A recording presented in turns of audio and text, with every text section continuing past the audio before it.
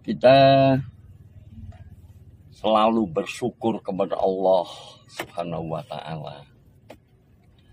Berbagai kenikmatan, berjuta-juta kenikmatan, berjuta-juta keindahan yang tersaji dalam pandangan mata, berjuta-juta rasa yang bisa kita nikmati setiap masa sepanjang jiwa masih ada dalam raga.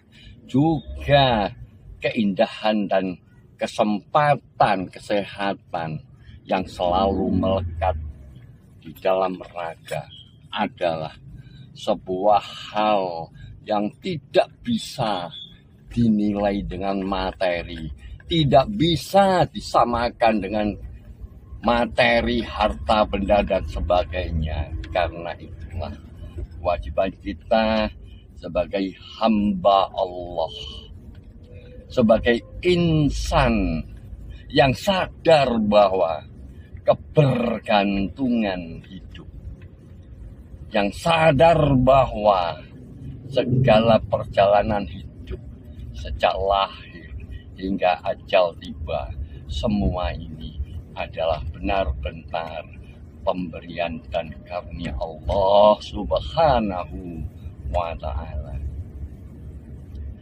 Dan juga kita harus memahami, kita tidak boleh menyombongkan diri.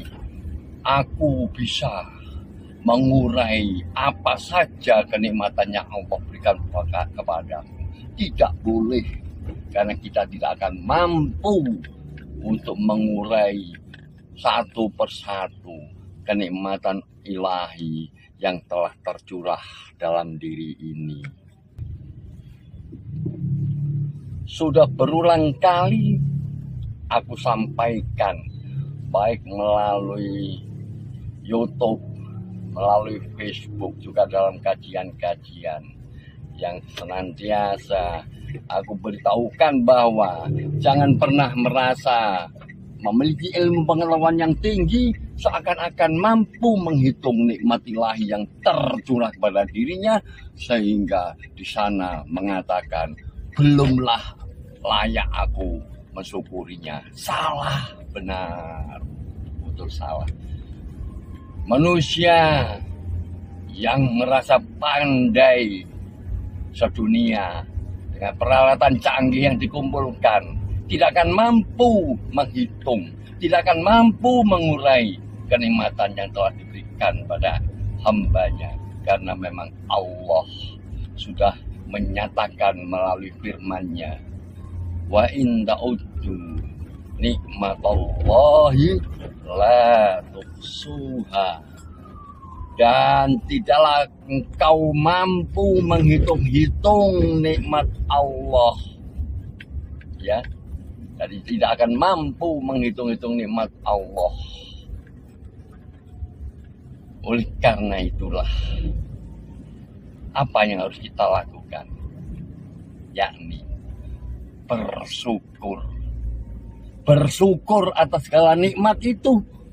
Nikmat kesehatan, nikmat keimanan, nikmat keberkahan hidup, nikmat keamanan, dan berjuta-juta nikmat yang lainnya. Kita harus bersyukur. Jangan hanya bersyukur dalam bentuk wujud nikmat harta. Misalnya dapat uang banyak, alhamdulillah, tapi yang lainnya tidak. Padahal bersyukur itu bagian daripada kita berzikir kepada Allah. Bersyukur itu merupakan perwujudan lemahnya kita dan mengakui keagungan Allah. Sehingga mensyukuri nikmat Allah adalah menyadari diri ini tanpa Allah SWT memberikan nikmat kita tidak bisa apa-apa. Karena itu kita harus selalu bersyukur. Sekecil apapun yang kita terima menurut ukuran kita, perasaan kita misalnya kecil, tetap kita harus bersyukur. Mana bisa kita bersyukur pada nikmat-nikmat yang besar. Kalau yang kecil saja kita tidak bisa mensyukurinya. Malam yaskuril qalil lam yaskuril katsir. Sapa wae sing ora iso mensyukuri barang sing cilik, aja ngarep bakal iso bersyukur barang sing gede. Nah, inilah sabda Rasulullah Sallallahu Alaihi Wasallam yang diriwayatkan oleh Imam Ahmad sebagai pegangan kita untuk senantiasa bersyukur. Dan lebih lanjut, jika kita mengingat bahwa Allah akan senantiasa menambahkan nikmat kepada hambanya yang pandai bersyukur, yang selalu bersyukur atas nikmat yang Allah berikan kepadanya. Hal ini sudah disampaikan melalui firman-Nya. Allah berfirman di dalam surat Ibrahim, insyaallah ayat 7 ya. Bismillahirrahmanirrahim. Wa idza adzana rabbukum la in syakartum la zidannakum wa la in kafartum inna adabi lasadid. Tatkala Allah mengumumkan, la in syakartum, barang siapa bersyukur kepadaku atas berbagai nikmat, atas nikmat yang telah aku curahkan kepadanya, la zidannakum, maka akan aku tambahkan nikmat itu. Wala in kafartum, dan barang siapa yang mengkufuri nikmat-nikmatku yang telah aku berikan kepadanya, inna adabi lasadid, ingatlah adabku sangatlah pedih. Nah, inilah pegangan kita agar kita selalu bersyukur kepada Allah Subhanahu wa Ta'ala. Sahabat semuanya, kita sampai di Jalan Yani. Ini di dekat kantor Samsat, atau di depannya ini Hotel Palm ya. Ya, berhadapan dengan Hotel Palm ini kantor Satuan Lalu Lintas Satlantasnya ya. Kemudian sebelahnya ini kantor kecamatan, di sebelahnya kantor kecamatan atau sebelah selatannya ini kantor perpustakaan, disambung lagi dengan kantor dinas pariwisata. Sahabat semuanya, kita tahu karena bersyukur adalah bagian daripada berzikir kepada Allah, mengingat Allah, mengingat keagungan Allah. Termasuk kita jalan-jalan ini juga bagian berzikir kepada Allah. Kita melihat keagungan Allah, betapa banyak insan-insan yang berjalan, insan-insan yang bersepeda, naik mobil dan sebagainya pada jalan-jalan yang benar. Semua ini Allah yang menciptakannya, Allah yang memberikan penghidupannya, Allah yang memberikan kenikmatan badannya.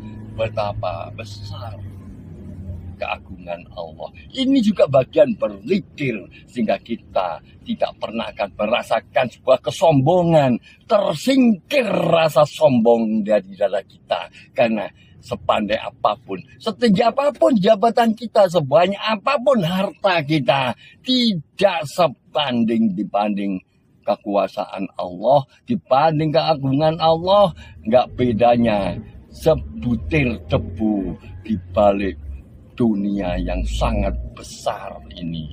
Oleh karena itu, hindarkan, jauhkan dari rasa pongah, dari rasa sombong, dari merasa orang yang sok. Itu semua adalah karakter syahwat, karakter yang mudah dirasuki setan, karakter yang sungguh tidak disukai oleh Allah.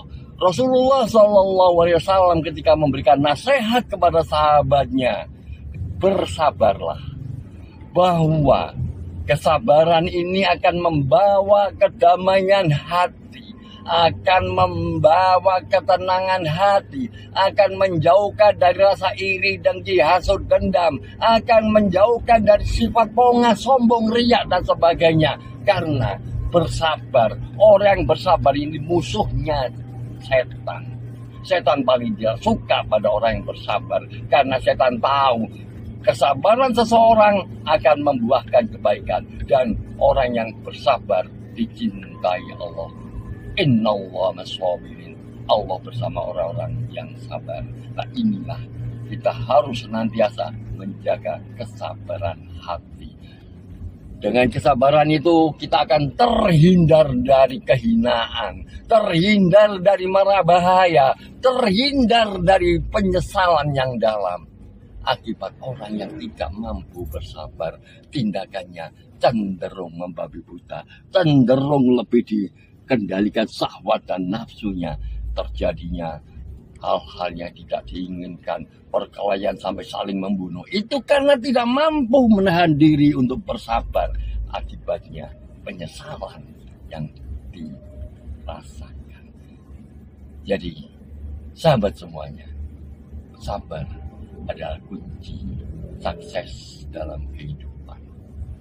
Dengan sabar, seseorang akan bisa menerima, bisa menganalisa, bisa mengintrospeksi dirinya dengan baik, muhasabah dirinya dengan baik. Jika terdapat sebuah persoalan-persoalan hidup, akan terurai, akan menemukan jalan keluar dengan ketenangan, dengan kejernihan hati, dengan pikiran yang sehat.